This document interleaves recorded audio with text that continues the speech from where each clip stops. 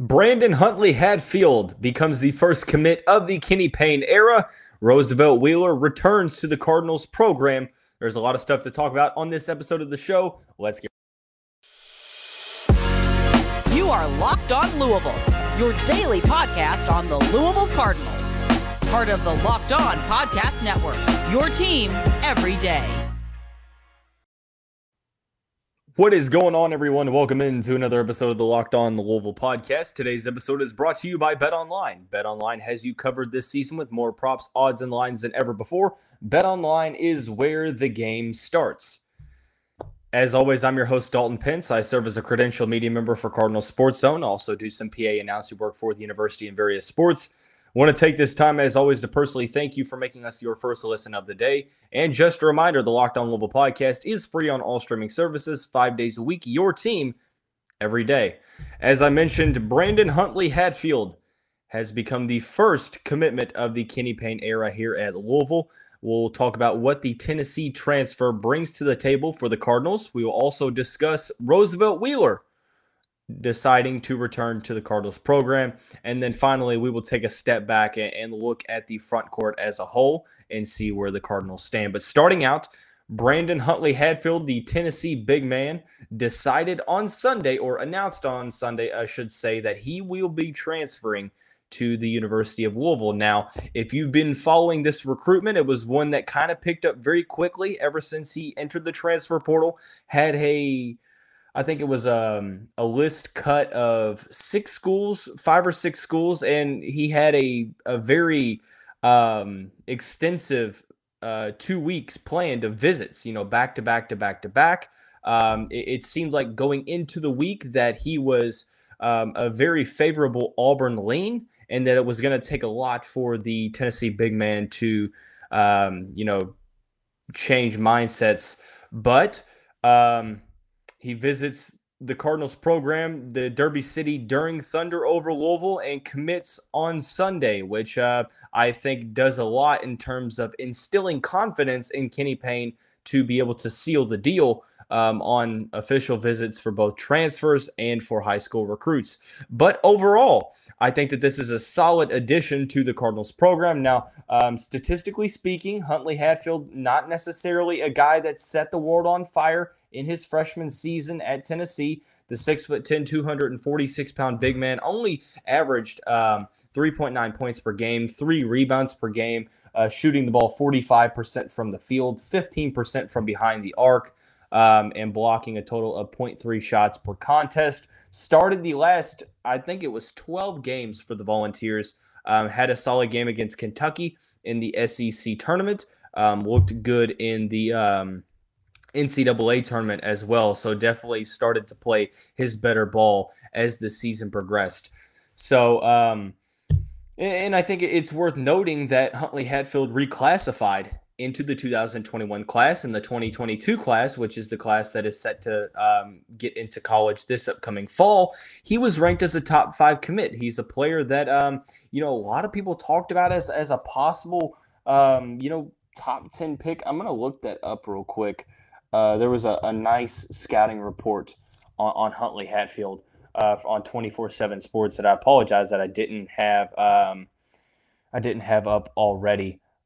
Jerry Meyer, back on November 4th of 2020, said he's a projected first-round pick, compared him to Julius Randle. His description has a quintessential power forward body with length, strength, and density, power-based athlete, high-level body control for a player his size, can score from all 3 levels, very comfortable with the ball, has functional ball handling skills that produce buckets in scoring range, can get to the basket efficiently, loves to go left as a righty, has ability to dominate his area as a rebounder, improving as a defender is a proper area of focus.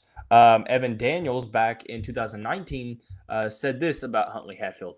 He projected him as a first-round pick. One of the most impressive forward prospects in the 22 class, has good size for the position, a sturdy build, and long arms. For his size and age, Huntley-Hatfield has an impressive skill level and is a capable shot maker from mid-range and 3. He wants to fade to the perimeter and hunt jump shots, which can hinder his overall productiveness at times. That said, he's a tremendous talent, and with continued development, could be a one-and-done level recruit. Huntley-Hatfield is the cousin of NBA player Alex Poythress. So I think that the talent is there. That's the first thing that really needs to be said when you focus on the statistical level of things. Because when you look at this edition,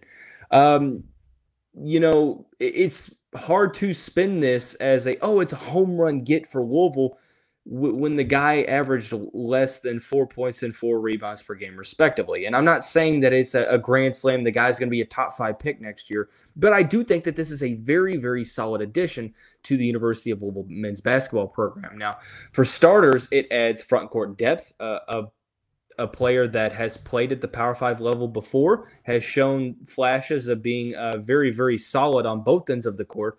And as we mentioned in the first the first episode where we discussed Louisville reaching out to Huntley-Hatfield, I remember speaking about his ability to hit that mid-range shot and how I don't necessarily expect him to have like a Gorgui Dieng level of consistency from the elbow jumper. His ability, and probably more importantly, his willingness to take those shots when he doesn't necessarily have a ton of space. I think that, like Jerry Meyer said, I think that the ball handling is a plus for his size. He has an NBA level, NBA ready frame, I should say, so that bodes well for his development. I want to see him get more, touches in the paint. I think that obviously Huntley-Hatfield wasn't a priority in the Tennessee offense, and I'm not saying he's going to be, number one priority in the Louisville offense, but I do think that we're going to see Kenny Payne utilize him in different ways and try to get him the ball down low. As far as what his role looks like next season, there's two schools of thought. Number one is that he's a backup 5 that plays behind, possibly Sidney Curry, or he's a 4 that is able to coexist alongside Sidney Curry, assuming that the Cardinals don't add another big man, and assuming that Jae'Lyn Withers is not a starter next season. We're going to talk about that in the final segment of the day.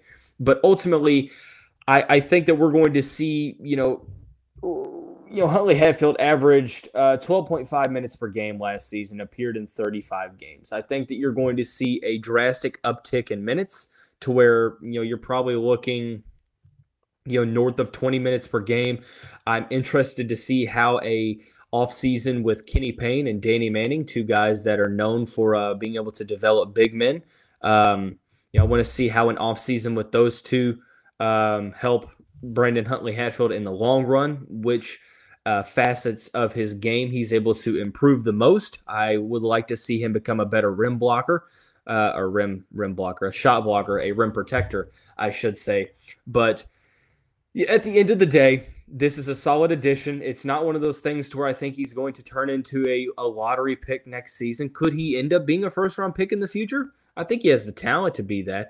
It really just it's a matter of development, and it's a matter of production. I think that the opportunity is there to get some major minutes in the Louisville front court, but it's going to be, up to Kenny Payne and company in terms of how they see Brandon Huntley-Hatfield. Is he a small ball 5? I doubt it, because he's 6'10", 246 pounds. But do they slide him at the 4? And more importantly, can he coexist with Sidney Curry down low due to the lack of range that Curry has? I think that the answer is yes. We talked about, Huntley-Hatfield's ability to stretch the floor, be able to knock down the deep ball. Yes, he only has a 15% clip from behind the arc, or he only had a 15% clip from behind the arc in 2021, 2022, but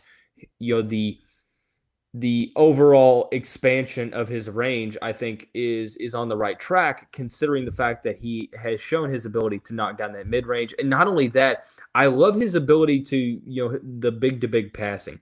The big-to-big passing is an aspect of Louisville basketball that I think has kind of been a staple over the past 20 years or so. I'm thinking Gorgui Dieng, Montrezl Harrell, in which, Dieng and Harrell were very, very, solid in passing it to each other, high-low, in the paint and down low, or I'm sorry, in the around the free throw line, around the elbow, and passing it down low. I think that that's kind of where Huntley-Hatfield could find his role, is, camping in the middle of the zone, or being able to, curl around to the free throw line, back to the basket, and then be able to turn around his ability to find the open man, I think, is pretty solid, especially for a player as young as he is. And, a big man that has solid vision is something that it's hard to find in college basketball. So, you have a player that can find the open man. It isn't a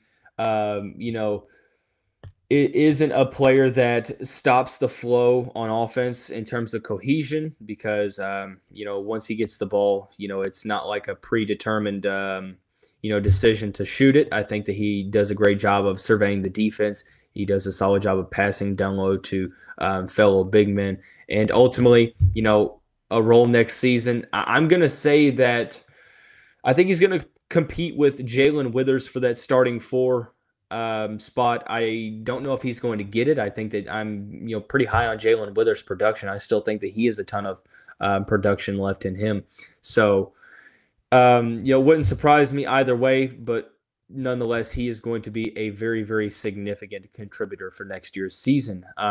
Speaking of contributions for next year's season, Louisville big man Roosevelt Wheeler announced over the weekend that he would be returning to the Cardinals program. We'll talk about what he brings to the table next season and what his role could look like here in just a second after we talk about our friends and the title sponsor of the show, BetOnline.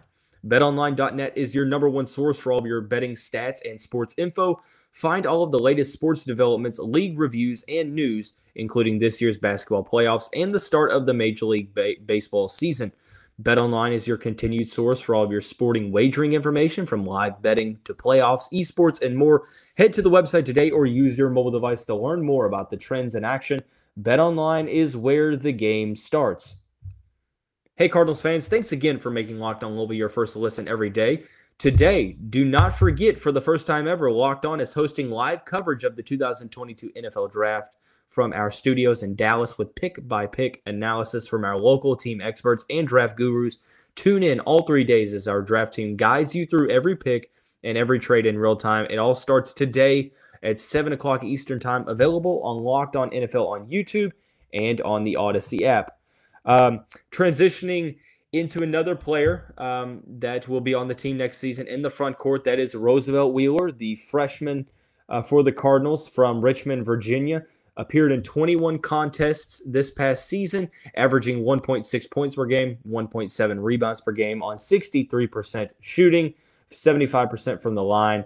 And in those 21 games, he played 6.5 minutes on average. So ultimately, this is one that you're banking on the development, obviously. I think he had, his best games back in December.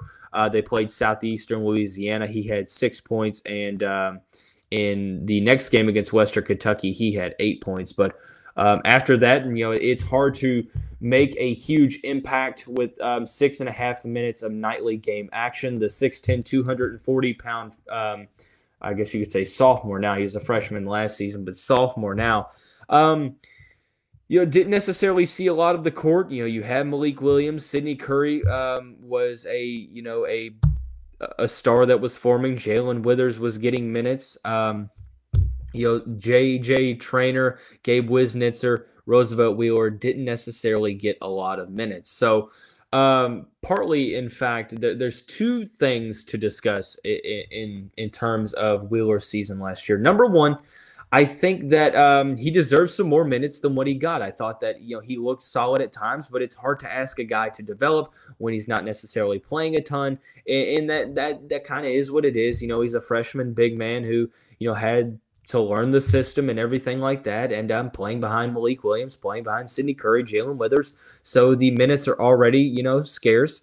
And then, you factor in everything like, more guys in the front court like Wisnitzer and J.J. Traynor.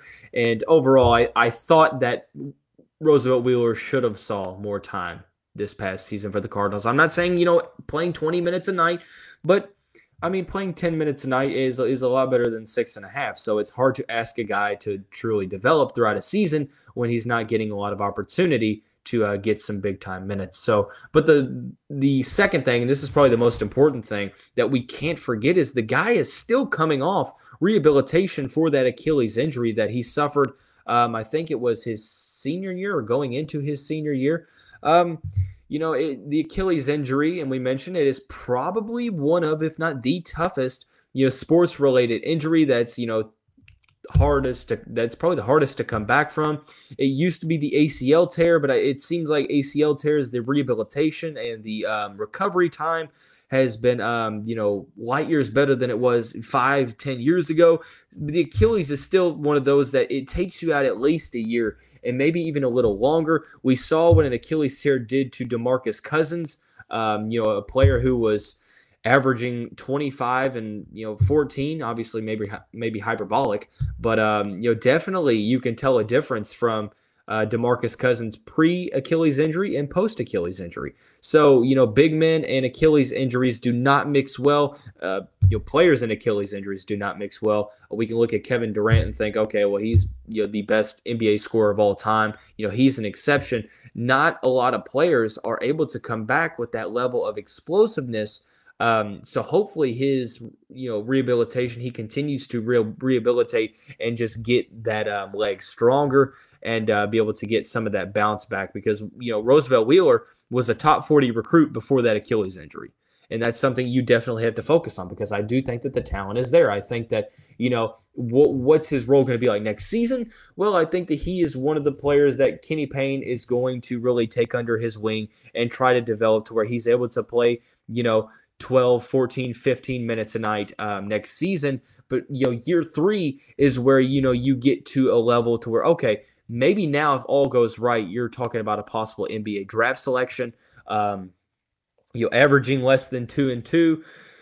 We'll talk about what that can mean, for his role next season. But in terms of development and what we're wanting to see, I think it's really just sustained production. It's hard to ask for a development in a certain area when he only played 6.5 minutes of action. I think getting accustomed to the speed of Power 5 basketball, becoming a solid defender. The ideal role for Roosevelt Wheeler next season is a rotational big man that is able to play high effort minutes, 12 to 15 minutes a night, maybe even a little more depending on if any other players get added to the rotation. But there is a good possibility that as the front court stands right now, he may end up being the backup 5. Sidney Curry is likely going to be the 5. You could see Jae'Lyn Withers. It's interesting to see whether or not Kenny Payne sees Withers as a 4 or a 5. Huntley-Hatfield is likely a 4. And then you have JJ Traynor, who is a 4, maybe even a 3. And that's pretty much it. So you have 5 guys in the front court at the moment, I do believe. I don't think that there's any. Let's see. Yeah, you have 5 guys in the front court at the moment. And I know that there's some other players like Johnny Broome who they're still in the running for that you could possibly add to the front court. But overall, hey, I mean, this is a season to where you're going to have Roosevelt Wheeler playing some big-time minutes, some effective minutes. I don't think that he is going to be relied upon to be too much of a scorer, but I do think his ability to be a solid rim runner, his athleticism, his length, and his size, like I mentioned, he has an NBA-ready frame. Him and Huntley-Hatfield have similar builds in terms of their height and the overall weight. I think they're like 5 pounds apart, listed on their profiles, however. But I do think that Wheeler, like Huntley-Hatfield, maybe not necessarily to that extreme. I think, in high school, he showed the ability to knock down that 18-foot jumper, that jumper at the elbow and be able to, put his back to the basket and go to work in the paint. He's got a lot of strength. He's got a lot of length. And with the athleticism, I think that really bodes well for him being able to be a solid finisher and an efficient finisher around the rim. So 12 to 15 minutes of nightly action, maybe a little more, depending on if another player gets added, or I guess maybe a little less if a player gets added. But overall, I think that this is going to be an instance to where, hey, at the end of the day, you're hoping for things to to progress development-wise for Wheeler, and he gets to a position to where he's comfortable with the speed of play, but he's also producing on both ends of the court. So very excited with the addition of Brandon Huntley-Hatfield and Wheeler's decision to return. But what does that mean for the overall Louisville front court? Where do things stand for the Cardinals in those positions? We're going to talk about that here in the final segment of the show here in just a second. If you are watching this, obviously there are not going to be any ad reads, so we will just jump right on into the final segment. If you're listening to this, however, there will be some inserted programming, so just be aware of that. But with the final segment of the show, the Louisville front court is returning some key pieces. Obviously, Malik Williams it doesn't have any more college eligibility left. And there are some Louisville fans that are out there and they're saying, how can you expect a front court to get better? Or how can you expect a team to get better when you're bringing back essentially the same front court members that you had the year prior? I think that, in a nutshell, when you don't take context into consideration, it's a valid question. But when you break things down, when you look at it as, okay, you have one of the best coaching staffs in terms of big man developing, or, theoretically best coaching staffs, because you have Kenny Payne, a guy who's gotten big men to the league, helped develop big men at Kentucky. Danny Manning, who is a All-American Player of the Year, former first-round draft pick, NCAA champion as both a coach and a player. One of the best big men in college basketball history. Being able to give instruction to. Excuse me. So I think that you can't overlook better development and better coaching. I'm not saying, Mike Pegues and other guys weren't able to, get the most out of their players or, not help, in terms of development. But I think that it's going to be night and day with this new coaching staff. So like I mentioned, there's 5 players that are in the front court. And what I mean by front court, I'm gonna exclude wings for now. So like Mike James, currently Kamari Lands, I'm going to put those 2 guys aside because I think that that's I look at things personally. I look at things like the back court where you have your guards, the front court where you have your big men and stretch fours, and then your wing positions. So. So I guess you can consider this like, true forwards. So if you have guards, wings, and forwards, this is more of the forwards category. So the 4s and the 5s. There's 5 guys: Sidney Curry, Jae'Lyn Withers, Brandon Huntley-Hatfield, J.J. Traynor, and Roosevelt Wheeler. Sidney Curry is going to be a starter next season. I think that his role is likely at the 5 with his lack of range. Now, I know that he's going to be trying to adding that that jump shot, that mid-range jump shot. If he's able to add that, watch out. But next to him, I think it's either going to be Jae'Lyn Withers or I think it's going to be Brandon Huntley-Hatfield. Yes, with the addition of Huntley-Hatfield, a lot of people are thinking, with his skill set, with his talent, although the production wasn't there in year 1, you're looking for him to make a big impact in year 2, wherever he's going to land, which is Louisville now. But I think that you would be doing this Cardinals roster a disservice if you wrote off Jae'Lyn Withers. I know that he did not necessarily have a redshirt sophomore season like everyone was expecting him to have. Like I mentioned, a couple weeks ago, I thought Withers was going to be the player on this team with the best chance of cracking an all-ACC team. However, that necessarily wasn't the case. I feel like his role really wasn't clearly defined. It just seemed like the confidence wasn't there. The effort, kept increasing as the end of the season came near, but ultimately never really got it going. But the first season we saw his ability to hit the deep ball. I think that he's very solid around the rim. It's really just a matter of finding what works for his offensive game. What his role in this Kenny Payne offense? How does he fit? What are his tendencies? Does Kenny Payne want to use him as more of a back to the basket big that plays, more in the paint, or is he a guy that is more of a high load where he's getting the ball maybe at the free throw line or trying to make some stuff happen driving toward the basket. So I think that that's one of the questions to be asked. But overall, I do think that you might have your starters already: Sidney Curry and one of Jae'Lyn Withers, Brandon Huntley-Hatfield. Obviously, the other one that does not start is coming off the bench, and that is a very solid bench option for the Cardinals. Outside of that, you have J.J. Traynor, you have Roosevelt Wheeler. Both of those guys didn't necessarily play much at all last season after Traynor having some moments in year one to where he showed that, he is a, high Division I level basketball player.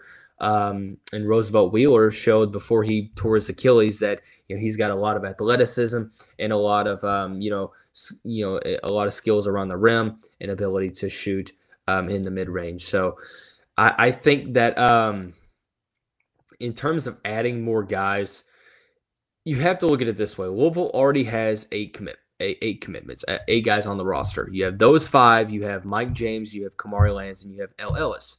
So that leaves you 5 spots to work with. Now, obviously, you're not going to be able to play all 13 guys. But at some point, you do have to add guards. If the Cardinals do, in fact, get a commitment from Devin Ree on May 2nd, which is Sunday, well, that will make 9. But still, the only true guard you have on the roster is L. Ellis. Now, Mike James could slide over and play the 2. I think Kamari Lands can do the same thing.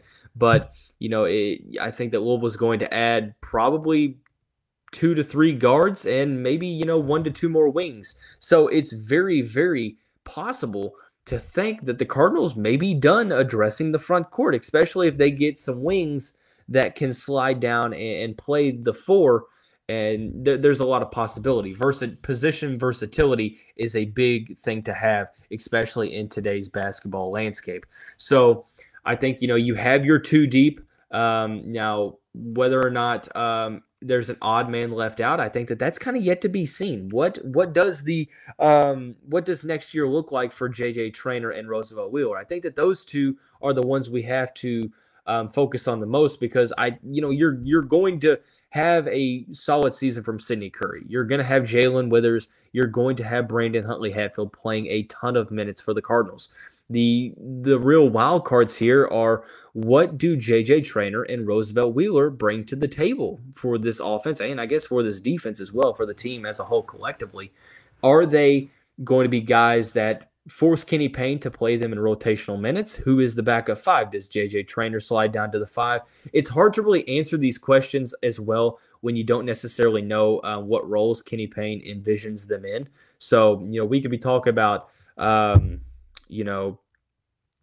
J.J. Traynor as a third string power forward when Kenny Payne looks at him as a wing or looks at him as a small ball 5, a situational player. So I think that those are some questions that have to be asked. But overall, front court wise, you have to feel pretty solid about where the Cardinals stand. You add a very solid player in Brandon Huntley-Hatfield. Now, if Johnny Broom would want to come to the program, obviously you would bring him in. If there's studs that want to come into the program, it's going to be hard for Kenny Payne and company to turn them down. I do think that I would feel comfortable if they didn't add another big man, but if they did, then more power to them. But it really is dependent on the development this season, because you're going to have to see all 5 guys take the next step in definitive developments in their respective productions and their skill sets, so on and so forth. So tomorrow's episode, there's going to be basically 2 episodes for the next 3 days. I do apologize for the lack of episodes this month. Has really been a challenging one for me personally, in terms of finding time to record. There's been some stuff that's popped up in the personal life, so I do apologize for the inconsistency. But I do want to let you know that the next 3 days, going into Saturday, are going to be jam-packed with content. Obviously, this episode, we talked about Brandon Huntley-Hatfield coming to Louisville, Roosevelt Wheeler returning to Louisville, and what the front court looks like as a whole for the Louisville Cardinals. The next episode of the day, we'll talk about Josh Jamison. Well, actually, that'll be tomorrow. Josh Jamison getting added to the Cardinals coaching staff. The other episode today, we'll talk about Tyrese Hunter, Julian Phillips, and a weekly mailbag. So But hey, that's going to wrap up this first edition on the first episode on this Thursday edition of the show. Before we get out of here, I want to make sure you make your second listen of the day Locked On NFL Draft. Ryan Tracy and former NFL cornerback Eric Crocker bring the NFL Draft to life every day with insight and analysis on college football prospects and NFL front offices. It's free and available wherever you get your podcasts. Hey, as I mentioned, the NFL Draft live show starts tonight, 7 o'clock on YouTube or the Odyssey app. Be sure to check that out. There's a lot of good coverage. Tony Wiggins from Locked On Jags, the Jacksonville Jaguars, have the number 1 overall pick. I'm very excited to see his reaction to who Jacksonville takes at number 1. But hey, like I said, that's going to wrap up this edition of the Locked On Louisville podcast. Everyone have a great day. We'll see you back soon.